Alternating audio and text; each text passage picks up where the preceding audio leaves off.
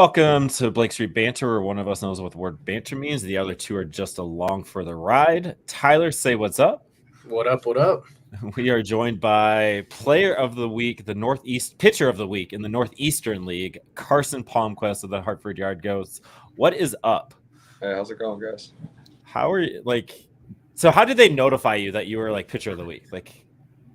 Actually, I just seen it on Instagram. I just seen the post this afternoon from the Yard Goats on Instagram. I was like, wow, that's awesome.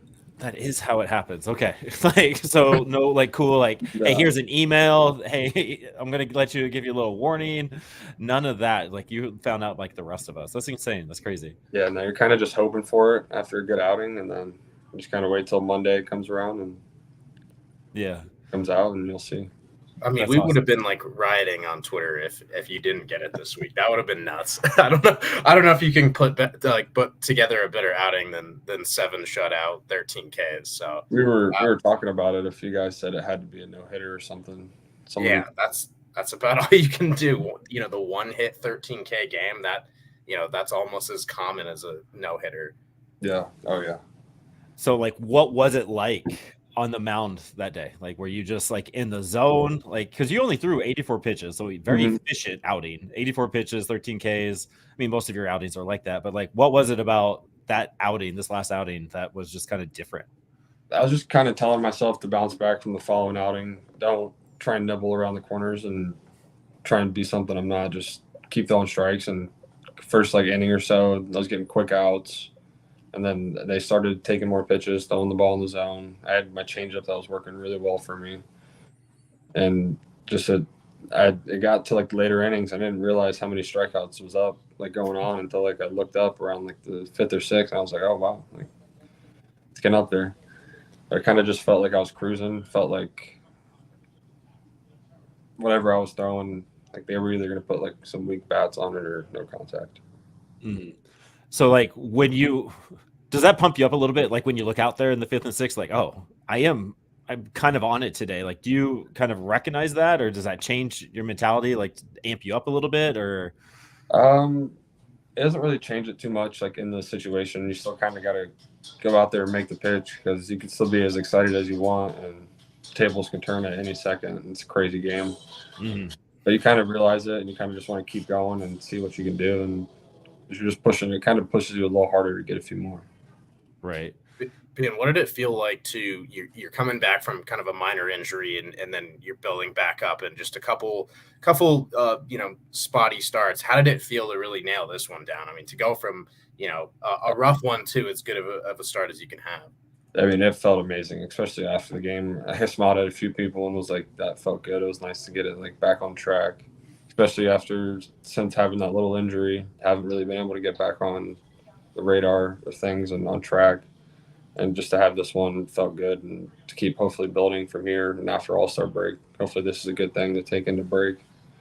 Mm-hmm. Come back after that feeling really good. So you'll probably go once this week, and then do you guys get the full week off next week, or is it just a half week?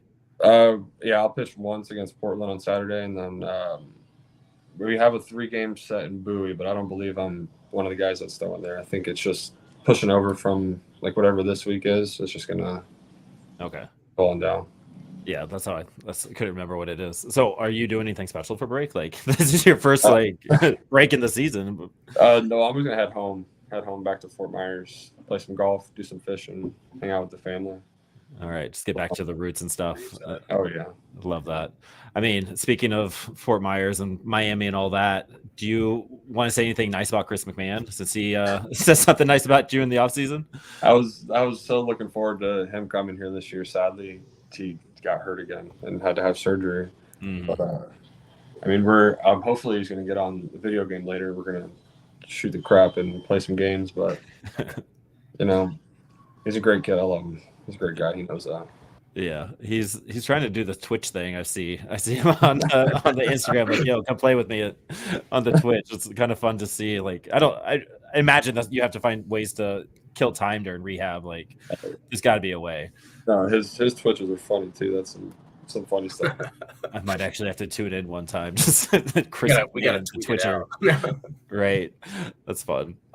So And then let's go back to spring training a little bit. Let's take it back a few weeks. What was that the kind of that first kind of I'm on the radar, I'm in purple here kind of moment for you in spring training? Oh, that was insane. Throwing on opening day, I didn't really know it was real until I kind of was warming up for the game, and they were like you're pitching, and it was all just surreal until it happened.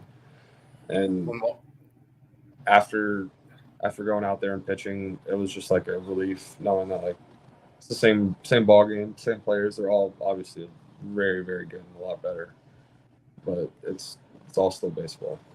Wait, was there anything kind of going on in your head seeing the reigning NL champions coming up to bat? Like you had to face a few of those core guys right off the bat. Like what was that?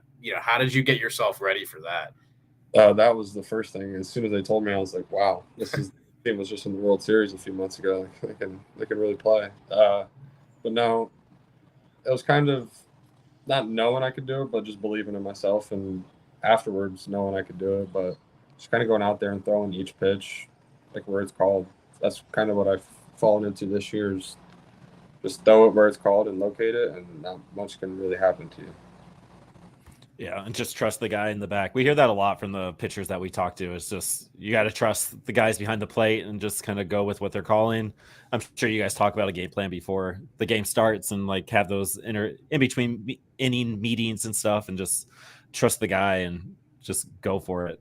Oh yeah, always. And I specifically Braxton, who I work with here in AA, he's extremely smart. I mean, between innings, he has stuff on his wristband that he knows what hitters' tendencies are. And it's really important to believe in them. And if I execute the pitch, I don't really see a problem with what pitch is called. Mm-hmm. What is your favorite pitch to throw? Like, give me count and pitch. I mean, definitely I had like a 1-2, 0-2 slider, but I mean, last game throwing this new changeup that I've been throwing, this new changeup grip, that was a lot of fun, and hopefully that sticks around for a while because that was fun to watch. Yeah. How new is that? Is that like, just off the IL or just mostly this year been tinkering with it? I've kind of just been messing with it. It's not really like a new grip. It's the same circle changeup, just slightly shifted it over in my hands a little bit. It's no new grips or no like crazy thing. It's just a circle change. So what, you just said like, you know what, I'm just going to move this over a little bit and see what happens? Or was that something you were working on behind the scenes or like? Something me and Dan have been working on. Okay. Bullpens and not really implementing it yet until it was ready. And we thought it was ready, and thank God it was. And here we are. Pitcher of the week for the Northeastern League. Just cool stuff, fun stuff there. And then we said 10 minutes, so we won't take too much of your time. I always love this question in our big banter sessions, but I only got you for a little bit. What is your favorite all-time baseball moment? And you could be 100% selfish in this answer. Like we've heard people like Grant Levine's was hitting for the home run cycle in a game, greatest old shot, two-run shot, 3-run shot in a grand slam. Like what is your all-time favorite super selfish baseball moment? Oh gosh. I don't know. It's tough as a pitcher. I mean, the most you can really do is throw no hitters or strike a lot of guys out. I mean, I'd say so far it's been pretty dang awesome and cool to strike out the 13 batters. I've never done that in college, high school, anything, and to do that in AA at the AA level is extremely special. So I think that's probably one of the best achievements and coolest things I've done so far. Yeah, I think that would put this moment right now on our radar as well. Like we just got to talk to you right after your highlight of your baseball career, and it's been fun to watch these last few seasons.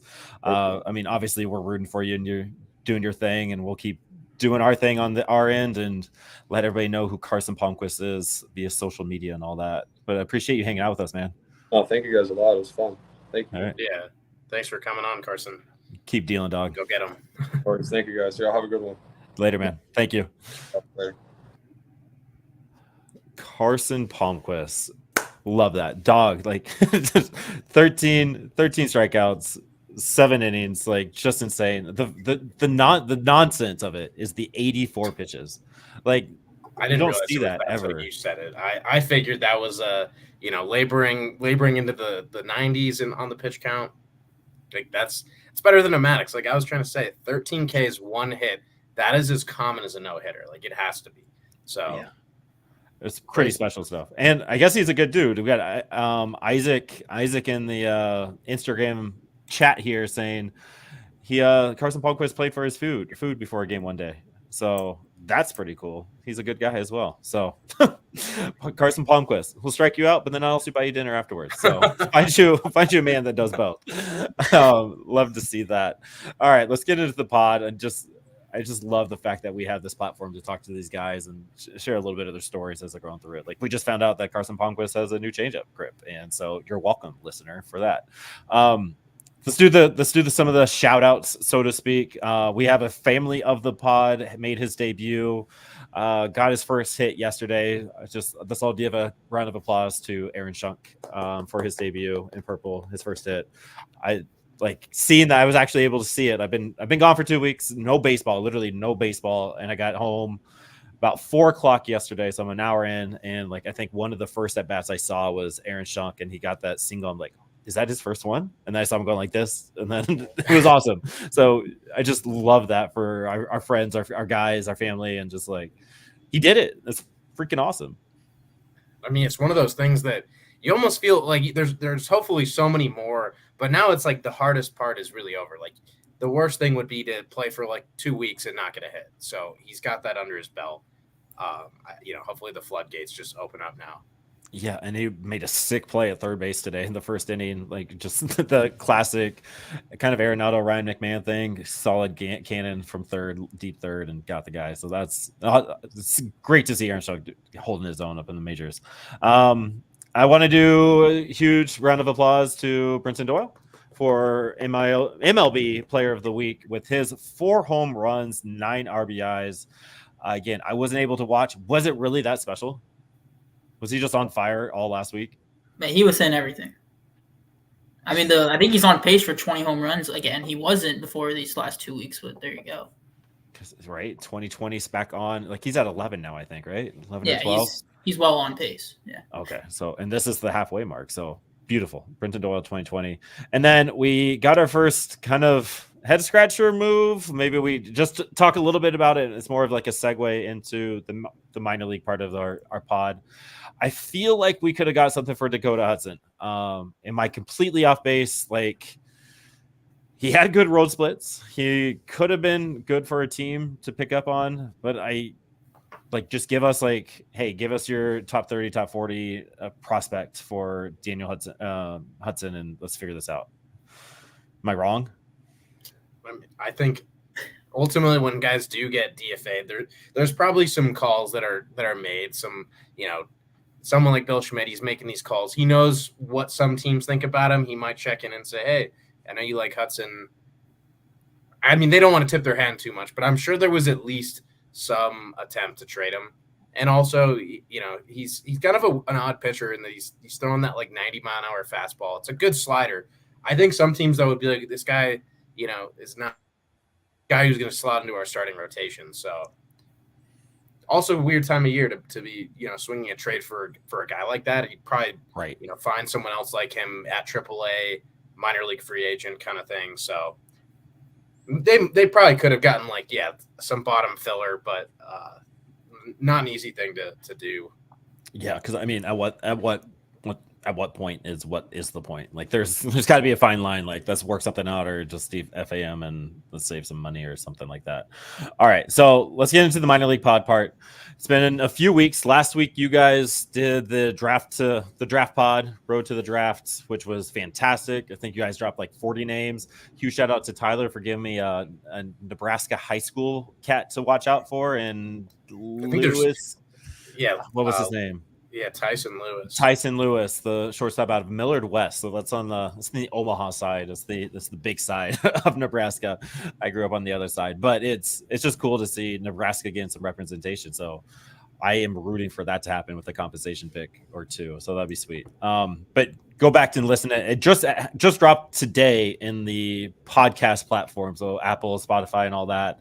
Again, gone for 2 weeks, and I didn't do my due diligence to give the boys the password to upload to the podcast platform. Now we know.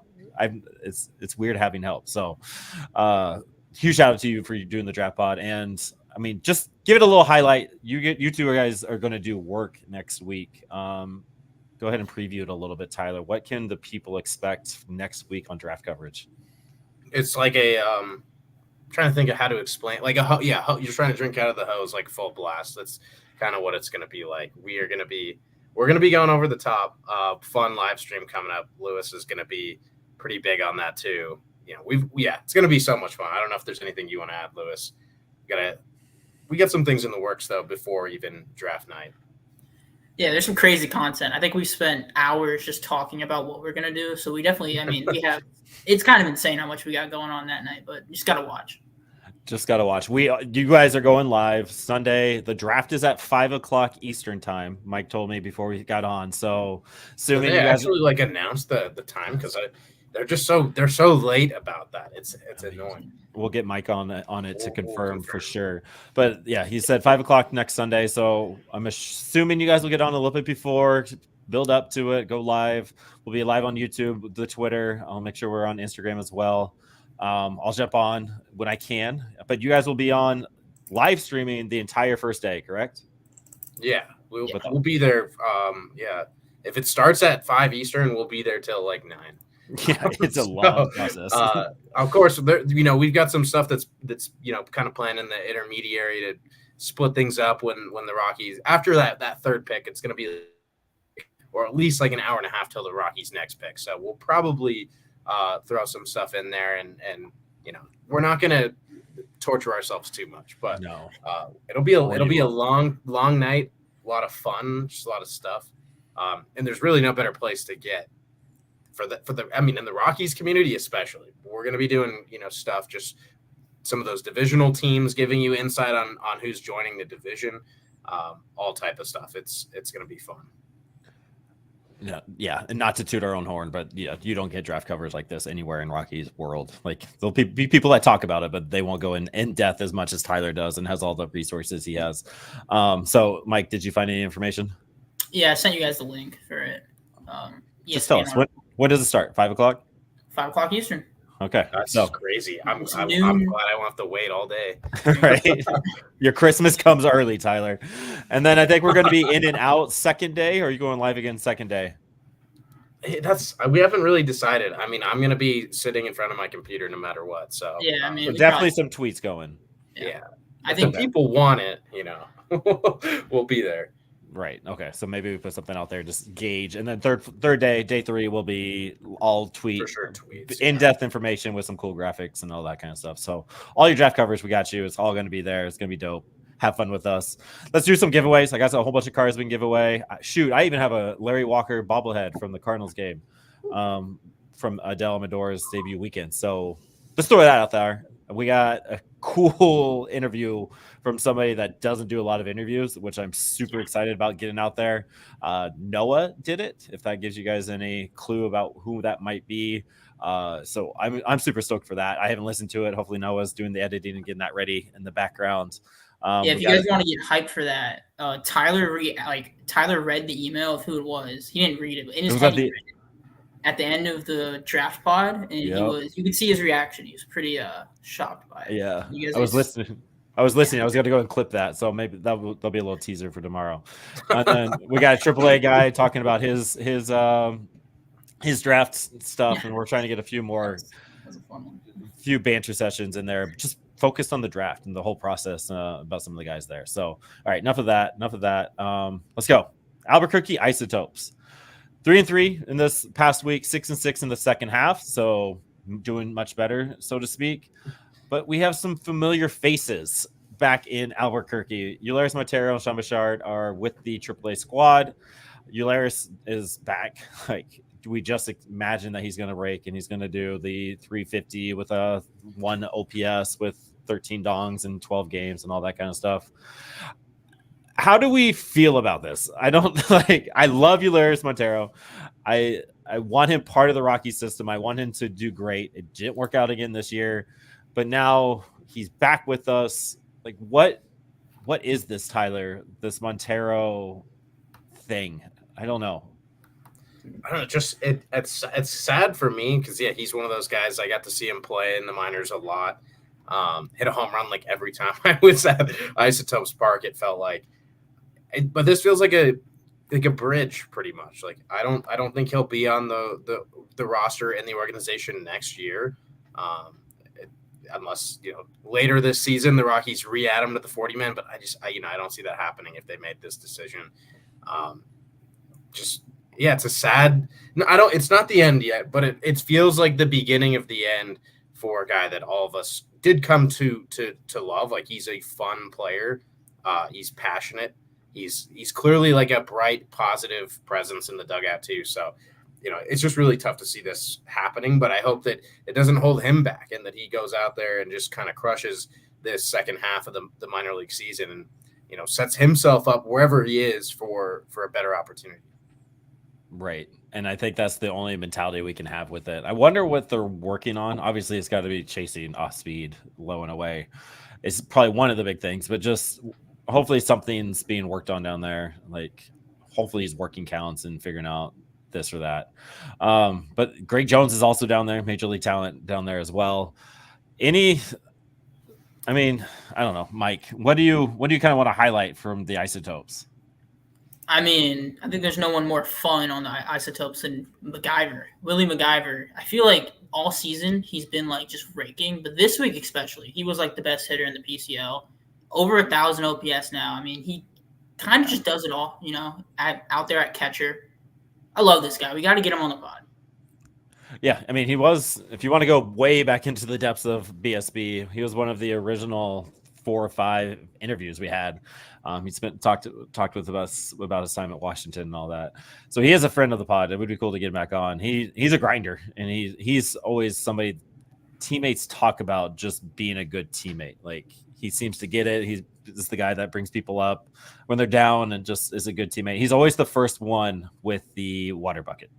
Like if you watch an Isotopes game and you get to the end, watch for the water bucket guy. It's Willie Mack for sure. Yeah, 4 home runs, 10 RBIs in his last 15 games. 10 games there, 15 hits. He had a 4.17 average there.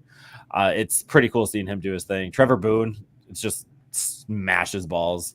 4 home runs, 10 strikeouts with it. But if you're gonna get dongs or strikeouts, it's either way. And then Greg Jones. I really want Greg Jones to work out, but this is a little concerning. 24 strikeouts and 51 at bats. Is that again, I haven't been watching. I don't know how much you guys have watched the Isotopes. Is that a little bit of a presser move from our boy Greg? Or is that just, I don't think that's who he is. He's not a strikeout guy. Is that concerning at all, Tyler, with that 50% strikeout rate? It definitely is, because we saw him start to, peel the layers back a little early in the season, striking out a little bit less. Right before he got, I think it was actually right after he got sent back down, he was raking again. Yeah. And so see him kind of, fall back into the old slumps. It's a little worrisome. I mean, we saw some better things to start the year, so I'm hopeful we can get back to that. But, certainly radar's going off. Like, hopefully Greg Jones can kind of halt that trend. Yeah, let's hope so. And I'm just seeing this. This is just a fun thing. John Curtis got in at bat these last 2 weeks. One game. No, why is he on here? He didn't get in at bat. That's interesting. he's glitch. Must be. He has one game on the hitting side, but 0 at bats, 0 walks. Maybe a little pinch run. Maybe he pinch ran. Maybe he was on there. He did not get a stolen base, if that was it. Let's see if Expanded tells me anything. We're doing some detective work here. John Curtis, nothing in the advanced stats. Two-sport athlete, John Curtis. Like, did he play basketball or something in high school? Oh, man. Might have to dig into that. What did John Curtis do? All right. Pitching-wise, I is so intrigued by Jeff Criswell. Like his strikeout numbers are insane. I think he had 5 of 6 strikeouts last night, or strikeouts or something insane. Yeah. His walk rate is going down a little bit. I'm trying to get the 15-day up. He's got to be next a reliever, right? He's got 14 strikeouts and 7.1 innings pitched these last 2 weeks in 4 games, 2 earned runs, only 3 walks. Our biggest thing was the home runs and the walks with Jeff Criswell. If you like, probably a month ago in the pod, he has given up 1 home run in that 7 innings. Again, 3 walks in those 7 innings, but 14 strikeouts. Like, he's next, right, Mike? Like, it's Jeff Criswell or bust. Yeah, we talked about it before the pod even started. We're in the dog days of summer, and these bullpen arms they're tired. We can see it every single day. They're giving up runs, probably pitching more than they should, especially like a guy like Vodnik who has options. It's like we can easily make that kind of switch for a good couple weeks. So I do think he needs to come in as like a fresh arm. I'm sure he's pitched a lot less than Vodnik or anybody else in the bullpen. He'd be fun. He's got good stuff. He does have good stuff. I'm looking up his innings. 44 innings this year. Victor Vodnik is no way at 44 innings, right? Wow, Criswell has been used. Yeah, he's usually multi-innings. 46. Vodnik's at 46 innings, so they're about the same in arm use. I would probably say Victor Vodnik's use is a little bit more high leverage than Criswell, which I think does make a difference. But it is something to say. Especially like it's a revolving door for the bullpen. But I wonder if he hasn't been called up because the Rockies see something in him, because right now it just seems like, all right, we're going to call the old grizzled vet up and then DFA and then refill the AAA, which is, I don't know, it's definitely not a nice business move, but business practice, but it is a business practice that kind of needs to be done right now with this Rockies arm barn. We were talking about it off the pod, and it was just like, I don't know what the answer is. Like, I don't think any of us know what the answer is, but I don't think there's a way you can make the bullpen a quality bullpen with the pieces we have now. I think we're kind of just stuck with what it is. Right. And it feels like they want to see who they have.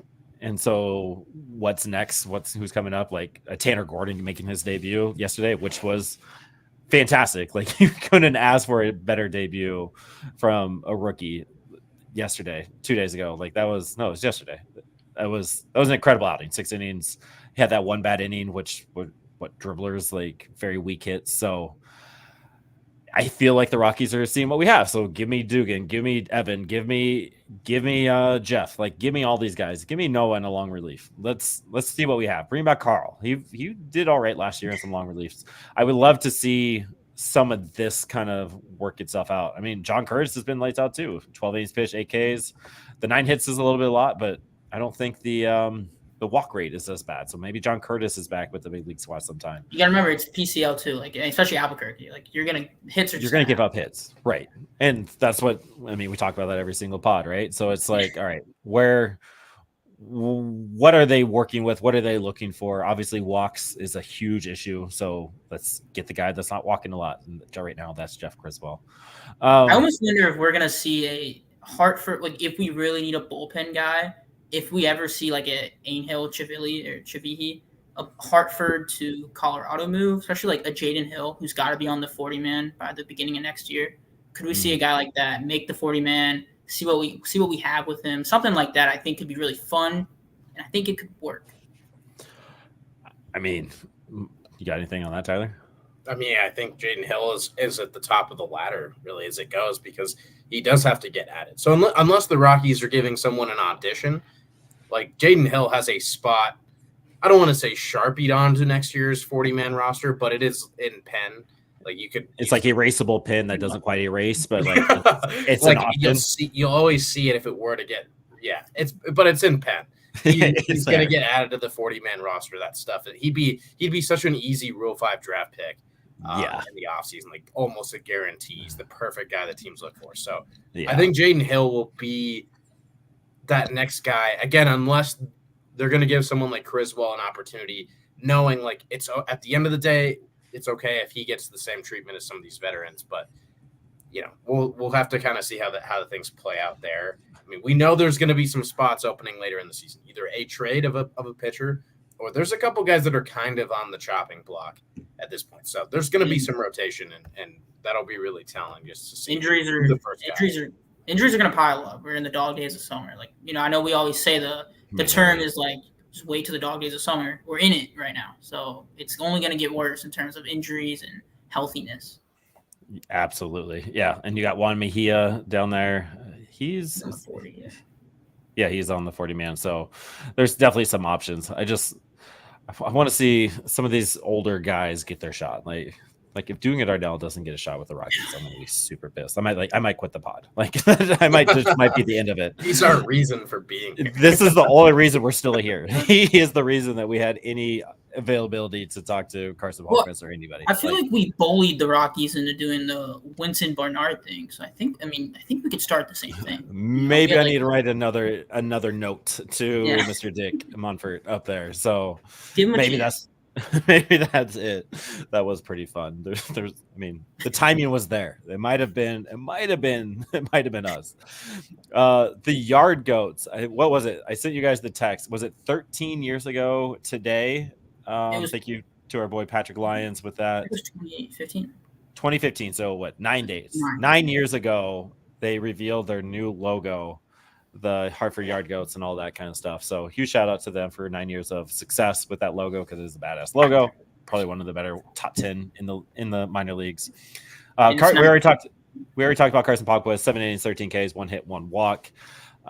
He said it himself. There's working through some injuries. His last 2 starts, I think he went a total of 2.1 innings, or 1.2 innings of work in his first two outings before that.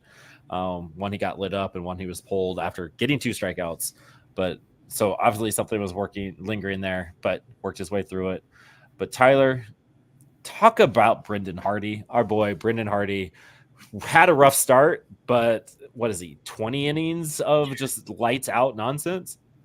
I mean, yeah, he's the definition of a dog. It goes back since May 12th, 1 earned run like that. We are coming up on 2 months, 1 earned run in that span, 22 strikeouts to 9 hits during that time. So yeah, he's just execute. Like, I remember when he came into the organization, he was a guy that it just looks like he has a pretty simple game plan.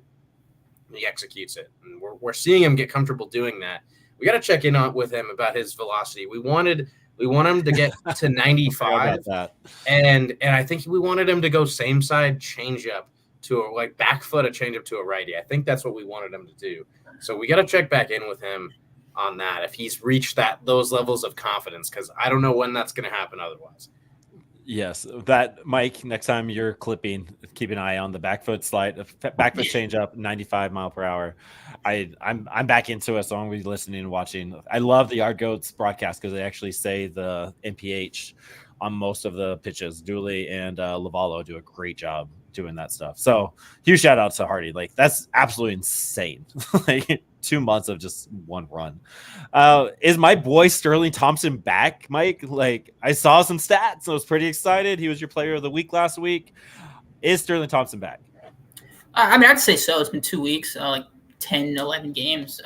With a guy like him, he did have a month of not really playing well, but he's also had years of his life where he was the best hitter on the team. And he's been the best hitter in the Eastern League, or top 3 the past 2 weeks. I think it's more of what we'll see compared to the last month. Yes, I hope so. Yeah, because what 2 homers this week? Yeah. Yes, second week in a row. So 4 home runs in the last 2 weeks, 47 plate appearances, 5 homers, 8 walks to 11 strikeouts. That number next to that says 227 WRC plus. So Sterling Thompson's back. My hot take is back. We will see Sterling Thompson in purple by the end of the year. Let's get that September call up. I'm back on the Sterling Thompson train. Choo choo, mother. And Yankiel? Is Yankiel raking? Somebody give me a little Yankee update.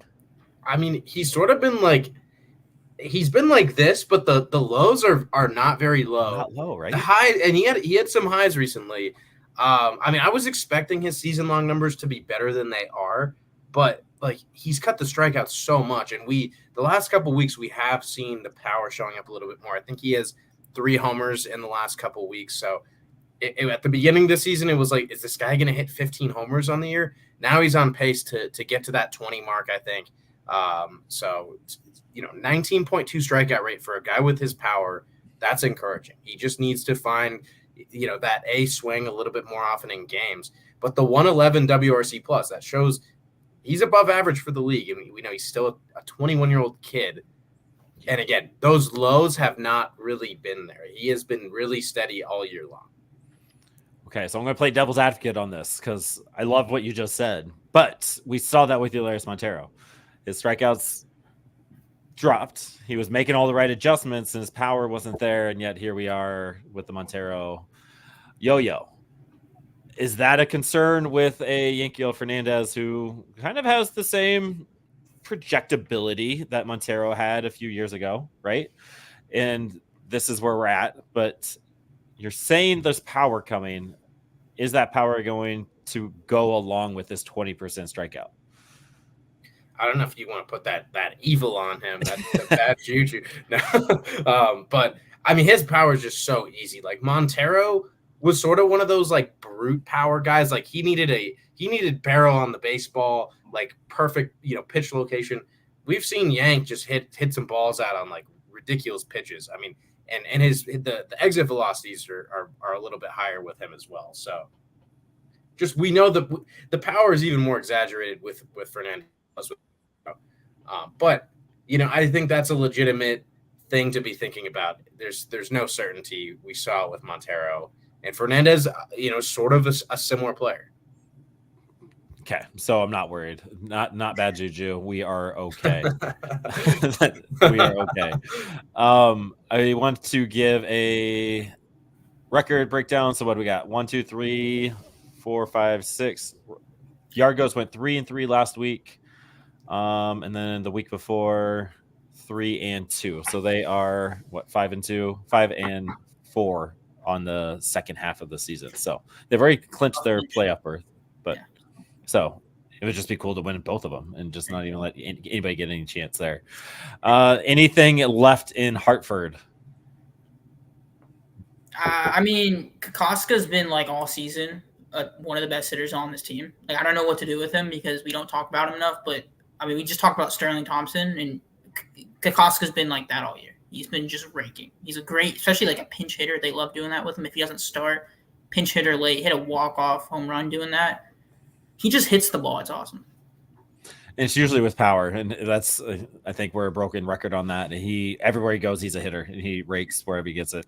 A little worried because he's a family of the pod guy that he's just not getting the consistent playing time. So what does that mean? How did the Rockies kind of view him in that sense? But he can play the outfield if you need him to. He switched to first base and he can switch it up there. He can be that guy. But he's always every time I see him in the lineup, he's always at the bottom end. And then they're starting to use this pitch hitting thing. Just tugs my heartstrings a little bit for seeing our guys through that.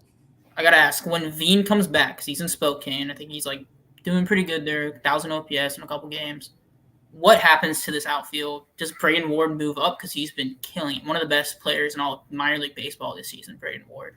Like, what do you think the move is there? I mean, I want to look at the stats. But I think my boy Bad Vlad moves up to AAA. You called for it the last few pods there. I just think the way it kind of trajects, right? Like the old head kind of moves up and the new guy stays. So Ward stays, Vladimir goes up, and they figure out something up above. But I would say Bad Vlad moves on to AAA when Zach Veen comes back. Yeah, I think it'll be Ward because Ward can play second, and I think like they've lost 2 second basemen, Trejo and Coco. They got Navarro and Stovall up there. Navarro's back on the development list. That poor guy. Yeah, that part's true with Ward, but I guess that in that case it could be Sterling Thompson who can play some second base as well. But Restituyo makes he profiles now as a backup, like a fourth outfielder, fifth outfielder type. So start entering into that role, and I think a promotion right now would not be a good thing. It'd sort of be to clear a spot in AA. So Restituyo, good player, potentially an MLB guy in the future as a defensive minded guy.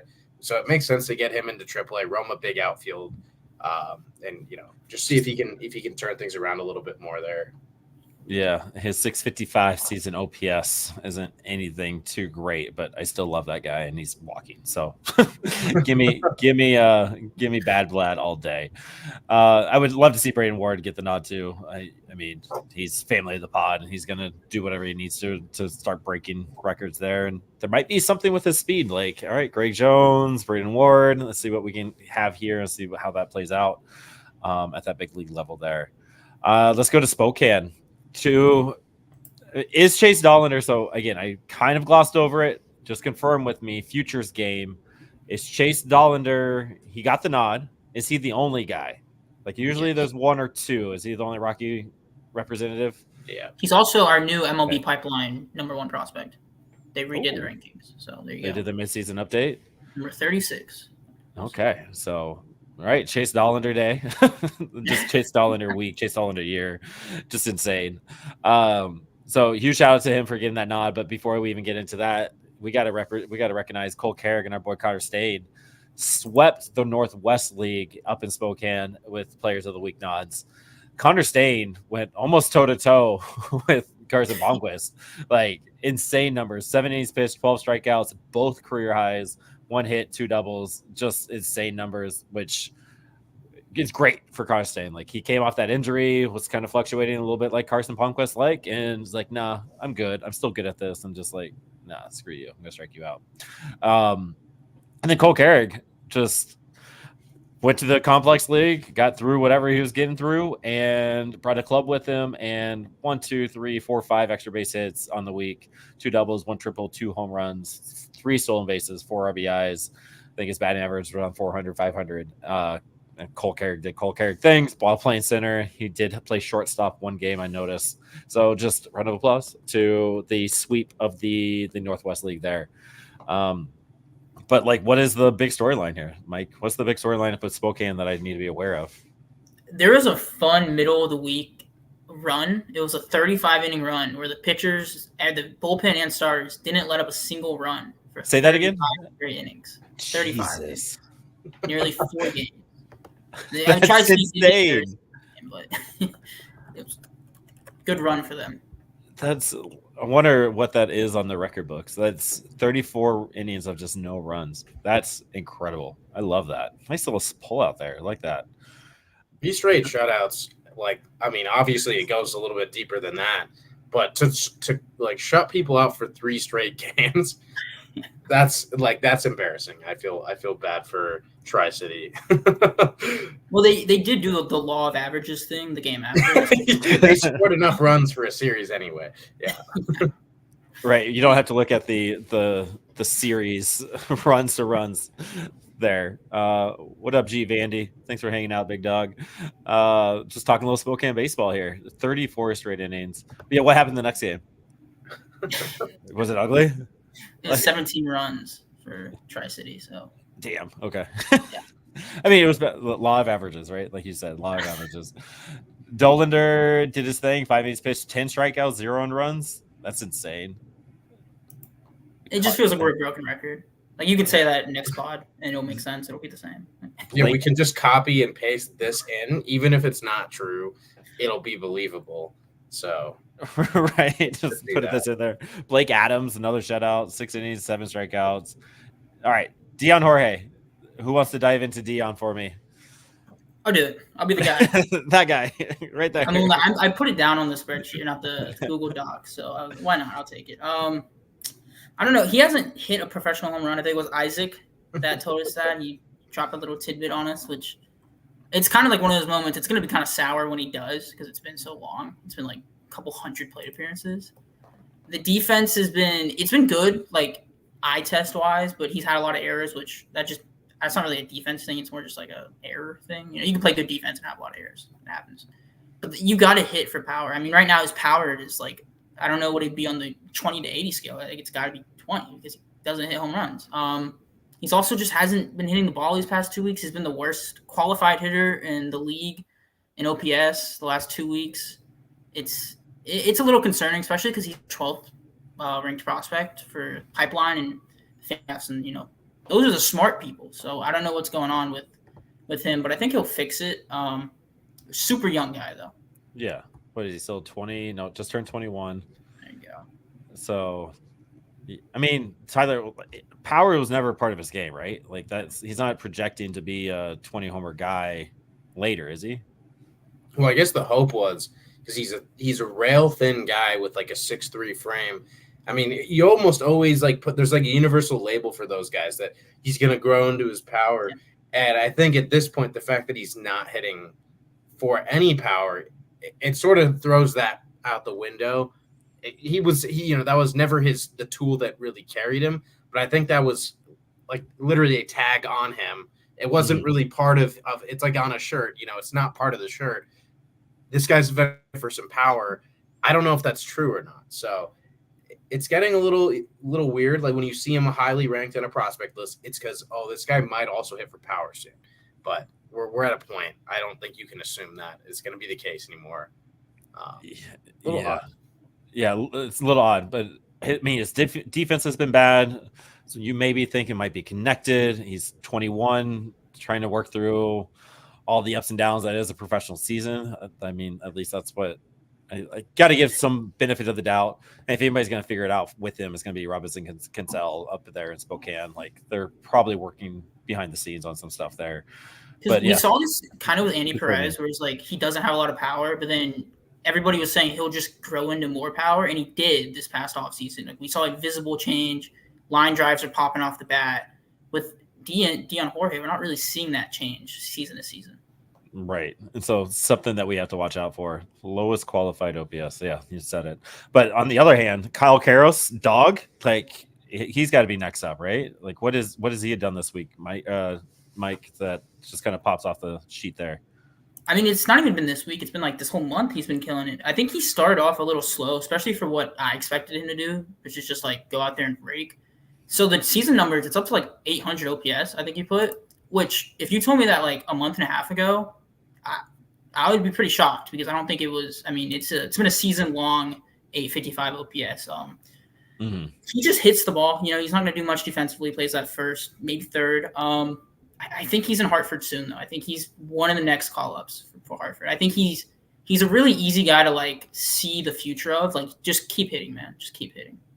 But yeah, there's just no corner infielders in the system. We talked about that a lot at the beginning of the year, trying to come up with our top corner infield prospects, and it was like, who else is there? So Kyle Karros is an easy slot to that AA third base spot.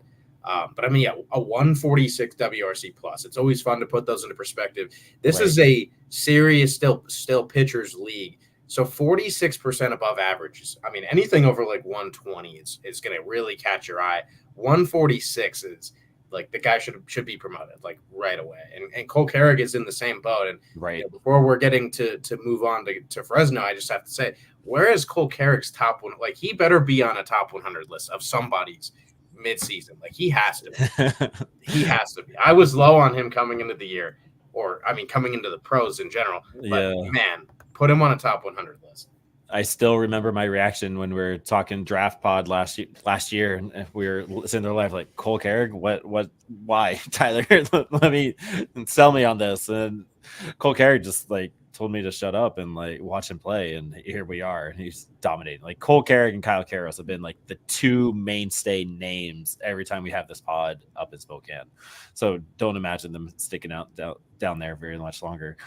Yeah, and this is G. Vandy talking about Dion Jorge. When he puts on that grown man strength, he should start hitting hardliners, you hope. Absolutely. I'm going to go back to one here. I don't know if they're still with us or not listening, but Stefano Sanchez, what pitcher promotes to the MLB bullpen?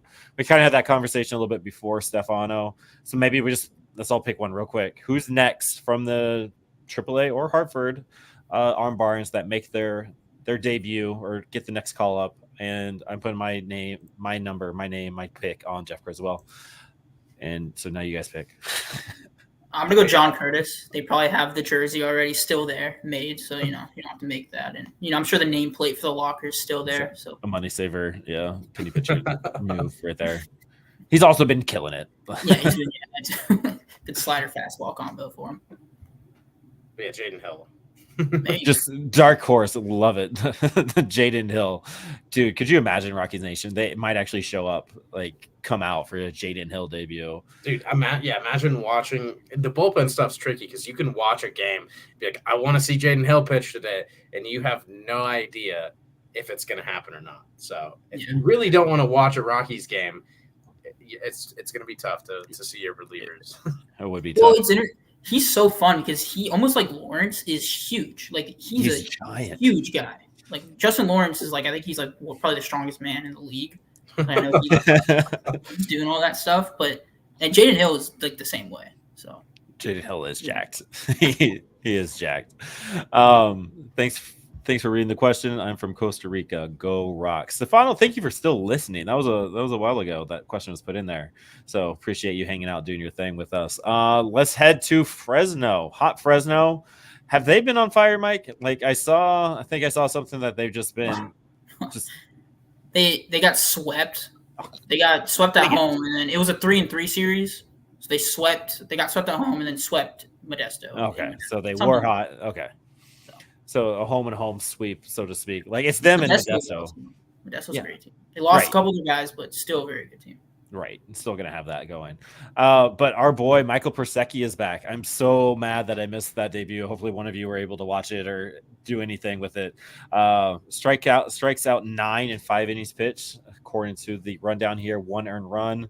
He's not rehabbing anymore. He already played the song and dance in Fresno last year.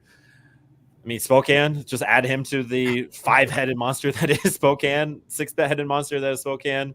I was going to say, I think Fresno has 7 pitchers now starting, if I'm not wrong. They were already a 6-man rotation. So somebody had to move, right?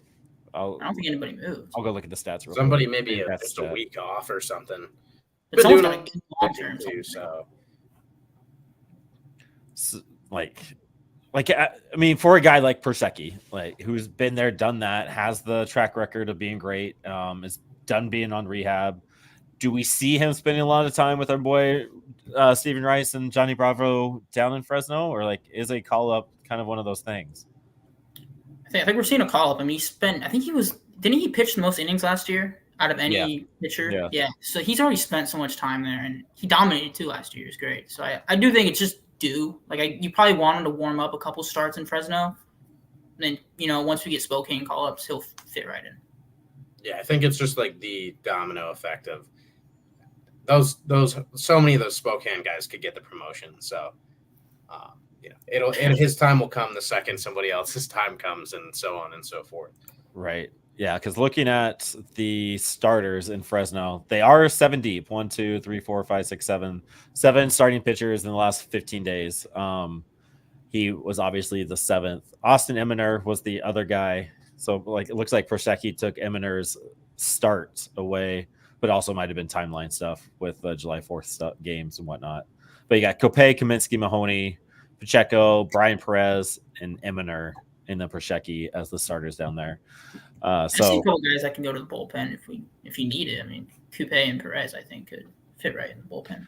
Yeah, and you got to imagine Kopay's future is in the bullpen, so maybe start that little run there early. So it'll be interesting. Just another storyline for us to watch. That's kind of what we're doing here, is giving you reasons to watch Fresno Grizzlies games and seeing how the weeks play out and who goes where and who does what. But I just love, again, seeing our guys come back and just going, yep, we're here. Give me the ball. Let's do this thing. So that's great to see. And, I mean, Jack Mahoney, is there anybody else that, I mean, Persecki call up, Mahoney should probably join him. Like, he can't do much more, Tyler, right? Like, it's Mahoney or bust. No, I mean, he was the 3rd pitcher taken by the Rockies in this last draft. A guy with a ton of pedigree coming into college. The only reason the Rockies were really able to get him where they got him is because that was his first year back from Tommy John. And it wasn't the greatest look, but it was still a good look. And we're seeing now just everything coming together. He's got a good arsenal, but really just a pitcher this year. He's limiting walks, definitely limiting damage. He's got a 3 flat ERA in 81 innings.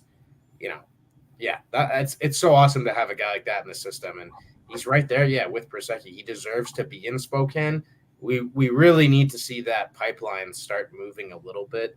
I think there's going to be a ton of promotion. It's going to be such a tornado, like we talked about. When are the next ones coming? At some point, whenever it happens, it's going to be a tornado of like two roster, or even 3 in some cases. I'm going to be a busy man those couple of days.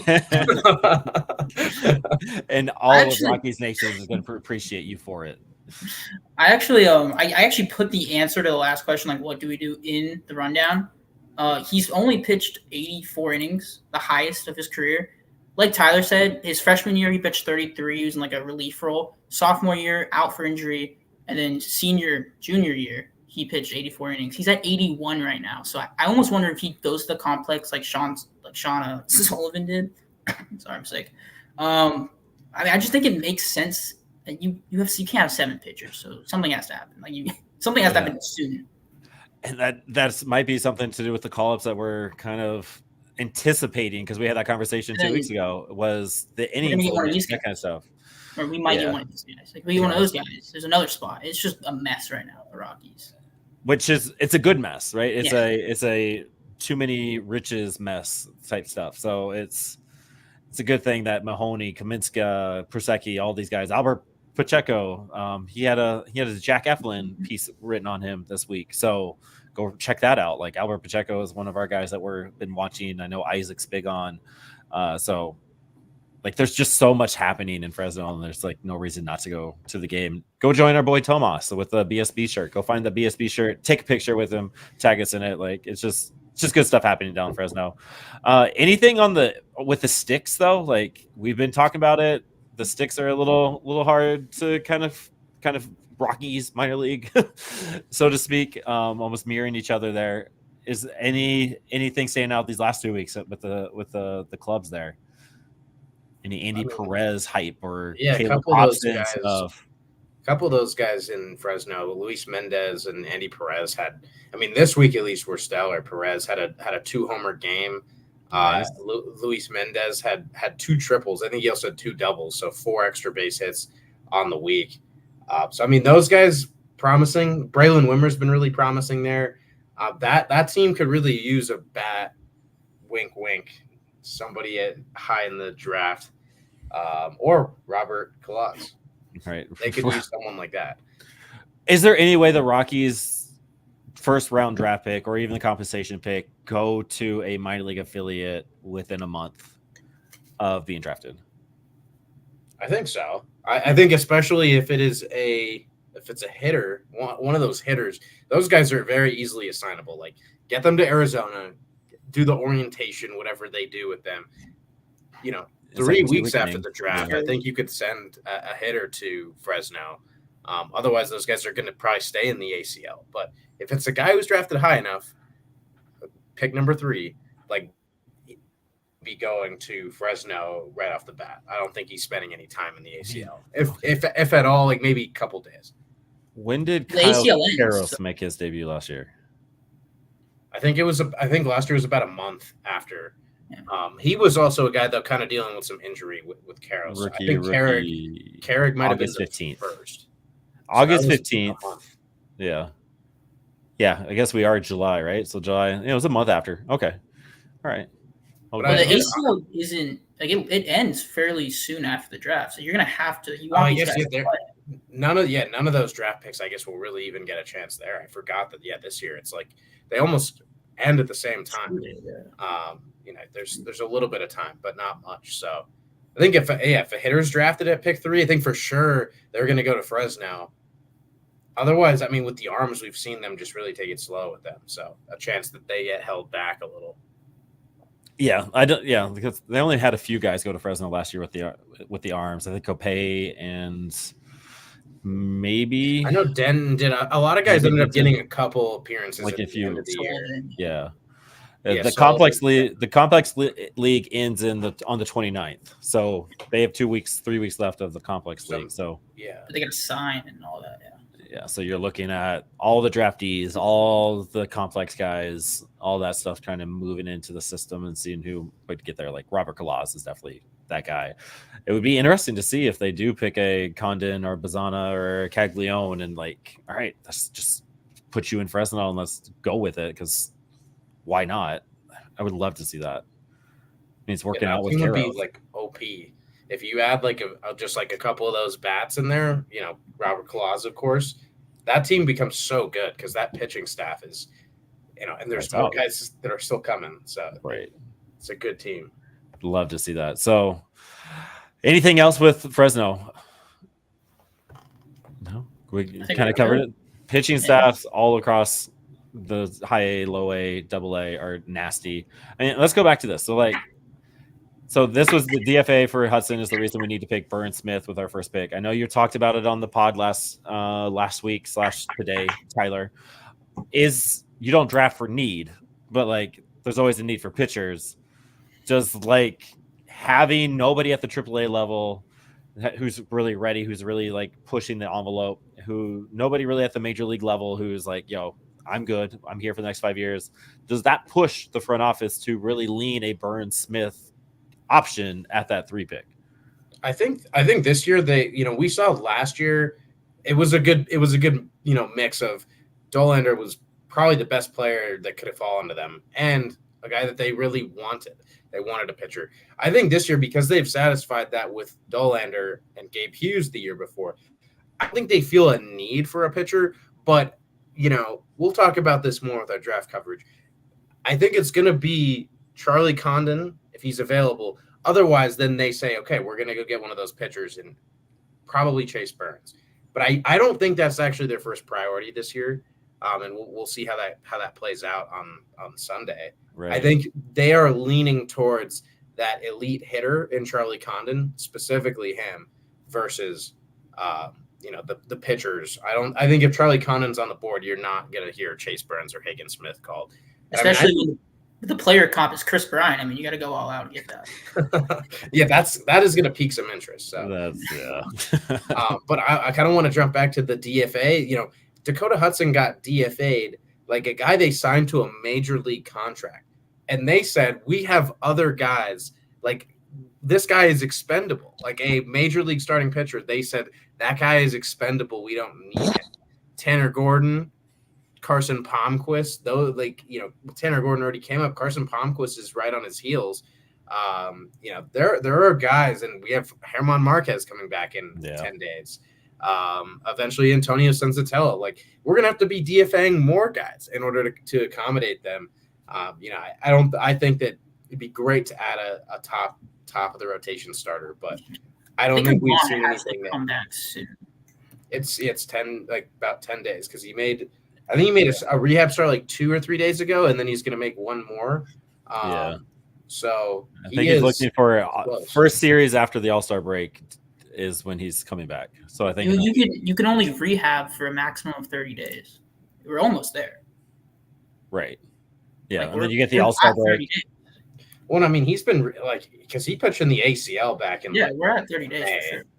It's been like 2 months for his rehab. I don't know. That's the rule. So. Yeah. Stefano says Charlie Condon or Chase Burns, right? Like that kind of I'm gonna be. I like Josh Hartle. It's from right now with all the things I'm reading and all the things I'm seeing, it's Condon or bust. Like I need Charlie. I need a little bit more Charlie in my life. It seems like I need that to fall to 3. And I keep seeing some of these mocks that the experts are doing, and some of it feels like they're just doing it to get people's attention. But then I also listen to the pod and they're like, no, we have intel. And this is kind of what they're going off of, like what people are telling them. So it's like, I'm getting kind of excited that Charlie's going to drop to 3rd for us to take. I really want that to happen. But this is a kind of a good question. Why didn't we try Hudson as a relief pitcher? Ty Block. I mean, is it because we have so many fringe 5-6 starter long relief guys? Like, all right, we're just gonna cut down at this, but like, why wasn't Hudson really tried as relief pitcher at that point?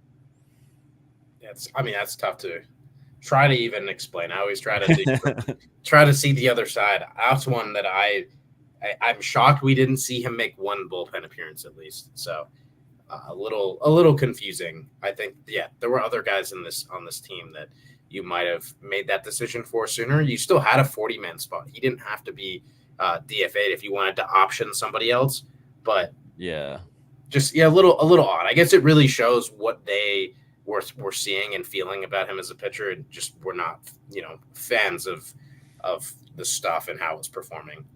We've kind of done this with like veteran pitchers, though. You had like Jose Urena, Chris Flexen, Chase Anderson. I mean, we just kind of cut bait with them whenever we want to. Right. There's no real ties, and it kind of seems the Rockies are kind of doing the all right. We're just gonna cut like this. This isn't gonna work out now or in the future, so we're just done. Like we saw that for whatever reason with Joe Rock, like and some of these other guys, like some of the relief guys that got lost, and Austin Kitchen, throw him in there. So it's a little frustrating, little weird. So I don't think it's the end of the world, though. I just don't really see I just don't really care. Right, like the risk reward. Like, what's the point of the conversation? Yeah, it's interesting. It's an interesting topic, but it is. The in the end, it doesn't matter. Yeah. Well, because remember, he signed with the Rockies, the Colorado Coors Field Rockies, for pretty much the lowest that any major league player signs on a guaranteed contract. Like, he signed with the Rockies for that amount of money. That means he was limited on his options, and things didn't get better in a Rockies uniform. So his league-wide outlook is not great. I'm sure he's going to get signed on a minor league deal once he hits free agency again, but just a guy that had not, coming to the season, not the highest hopes. Right. Yeah. Well, he's ARB eligible at the end of the year, and his last ARB was $2.5 million. So if I'm not wrong, it's gonna have to be more than that. So maybe cost. It could be a cost-cutting thing with some of the stuff that they have to pay for coming up. So, yeah. All right. Anything else for the good of the cause? Man, 6 days. Christmas is coming early, y'all, and we are happy to share it with you. Check out all the Twitter stuff. Like I'm sure Mike's got something cooked up, ready to go for tomorrow with some kind of mock or some kind of draft review or something. Like you might even post it right now. No, I'm just kidding. He won't. But like we got exciting stuff, draft stuff. Like I don't know. I'm stoked to like follow along with you. Like it kind of sucks that I have to be a dad for a little bit and I can't just come hang out with you, but I'll try to pop on when I can, and let's just do cool you stuff. Had your vacation. This is like our vacation, right? Like all the work and all the diving into all these guys and just setting it all up, and the graphics are going to be sick. The conversation is going to be sick. I'm stoked for it. And that secret interview with Noah is dope. Like I'm so excited for that, and I can only imagine how Noah felt talking to them. Like, could you imagine how nervous you'd be if you talked to him? Like, you especially, like that's your boy. Yeah, it'd be bad if I did that. I could only manage like a one-liner or something if I saw him. Like, hey, all right. He does seem like a pretty chill dude, though, so I feel like it'd be kind of easy. Yeah. Yeah, like once you get settled in, once you shake that hand and stuff, right? Vandy, you might see me at one of those games. I'm trying to figure out how my schedule can work out in Detroit. So let's keep in touch. Maybe we'll have a little BSB meet up there. Hopefully we get a Duke and Turnell debut because he's from the Detroit area. That'd be sick. All right, we gotta get out of here. Minute 10. Now we're just talking. All right. Join us all week. Draft coverage is going down. Don't know what Thursday's pod is going to be. We might get James and Noah. You might get Mike and Tyler. Who knows what we need? Let's just go do cool stuff. Follow along with us. And as always, go Rocks. Woo! Thank you for watching and listening. Please check out